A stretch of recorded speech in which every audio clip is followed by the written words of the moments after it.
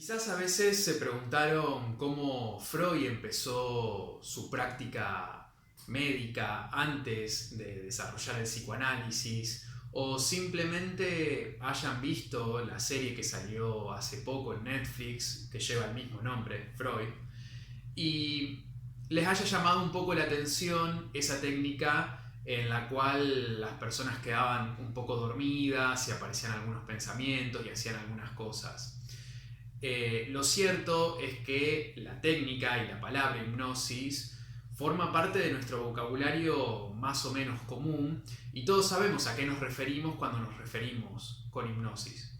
Pero también es cierto que Freud inició su práctica médica a partir de este tratamiento y le prestó gran importancia antes de haber inventado el psicoanálisis. Así que los invito a quedarse y vamos a trabajar hoy el texto de 1891 que lleva por título justamente Hipnosis. Vamos ahí.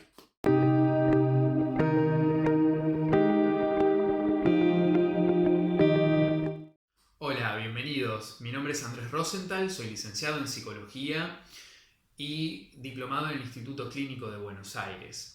Quizás ustedes sean estudiantes de psicología, interesados en el psicoanálisis o psicólogos, psicoanalistas, en fin. Este es un canal en el cual vamos a estar trabajando distintos temas en relación a Freud, en relación a Lacan, en relación a temas de actualidad y psicoanálisis. Así que si ese es el interés de ustedes, los invito a que le den a la campanita más abajo, que puedan suscribirse al canal y estén al tanto de todas las novedades que vayamos subiendo. Asimismo, si quieren, pueden dejar comentarios de cosas que les interesaría que charlemos para tenerlo en cuenta y que vayamos trabajando también en relación a eso.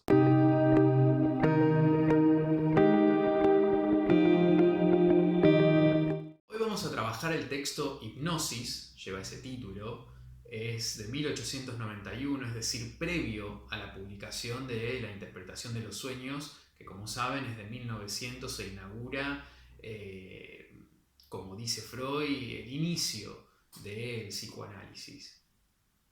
Este texto, Hipnosis, es una colaboración en realidad que Freud hace a un diccionario de ciencias médicas. Más allá de esto, lo cierto es que esta técnica, la de la hipnosis como tratamiento médico, a Freud lo impresiona mucho y queda muy tomado por las experiencias, sobre todo que él descubre en un viaje de estudio, en realidad en una estadía de estudios, cuando él va a Francia y por ejemplo es conocido la cercanía de esta experiencia que él tiene, por ejemplo, a partir de haber presenciado los trabajos de Charcot. Bien, entonces, para seguir con la presentación de este texto y que podamos ir ubicando, porque lo cierto es que este texto se encarga de, si bien no es muy largo, se encarga como de establecer ciertos parámetros o poder dar a conocer, bien como sería, como mencionaba, un diccionario, cómo funciona esta técnica, cómo uno puede prepararse, cuáles son sus resultados, cuáles son sus inconvenientes, cuáles son sus finalidades. Así que bajo esta premisa, lo que pensé que por ahí nos podía servir para ir orientándonos en la transmisión de lo que este texto propone era dividirlo en tres partes. Una, que son las cuestiones preliminares a tener en cuenta, es decir, los momentos previos al tratamiento de la hipnosis en sí. Un segundo momento, que es el tratamiento propiamente dicho, y un tercer momento que tiene que ver con los resultados o las finalidades a las que se llegaría con este tratamiento.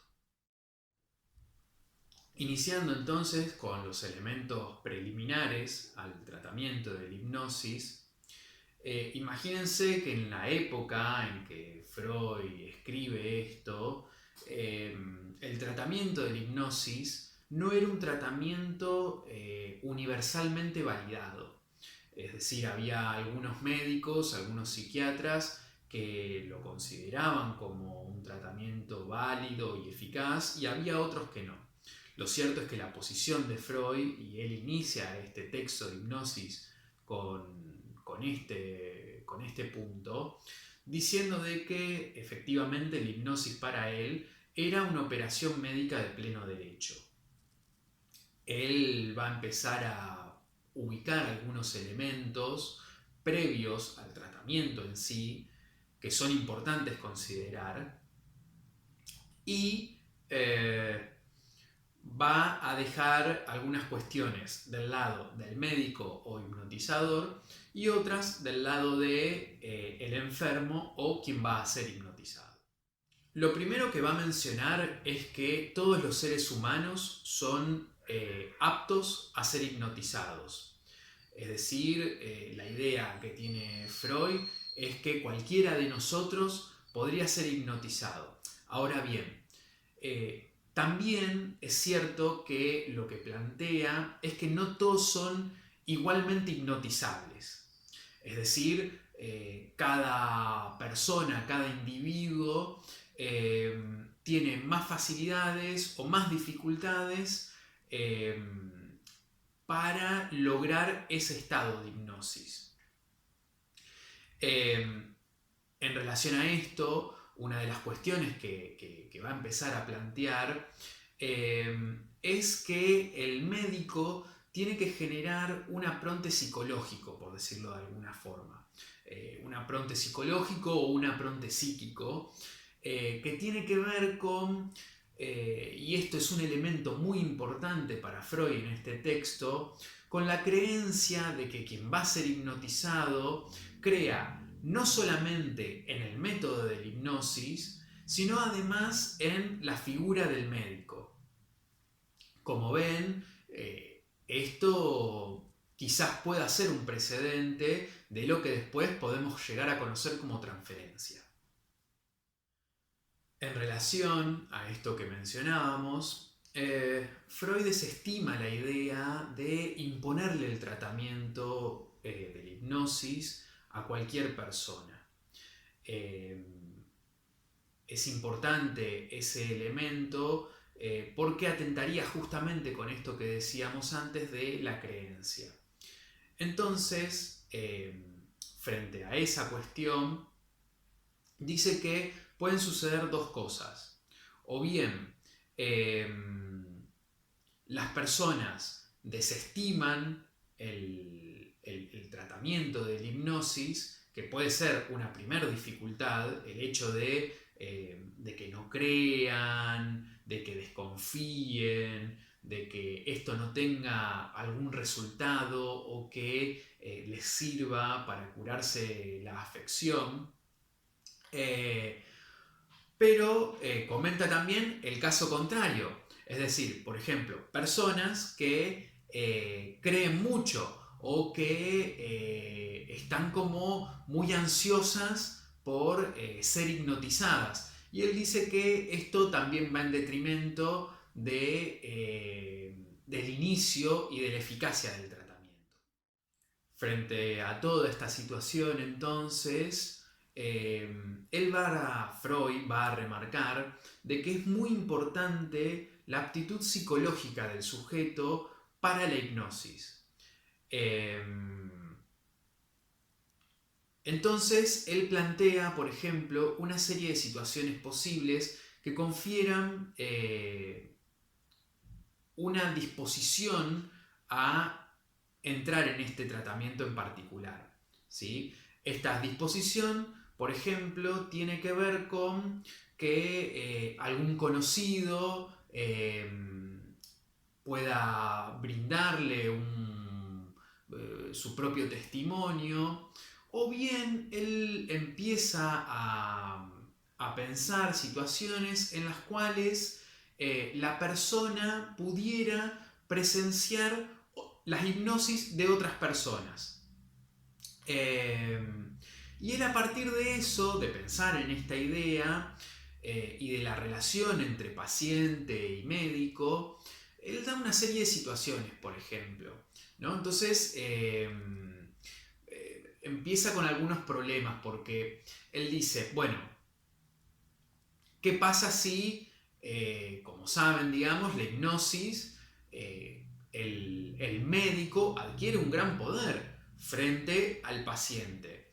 Entonces, a veces eso también puede jugar un poco en contra. No solamente para el paciente, porque queda como muy expuesto a la voluntad del médico, sino también para el médico, de que él dice, bueno, pues pueden acusarlo de usar impropiamente el método de la hipnosis.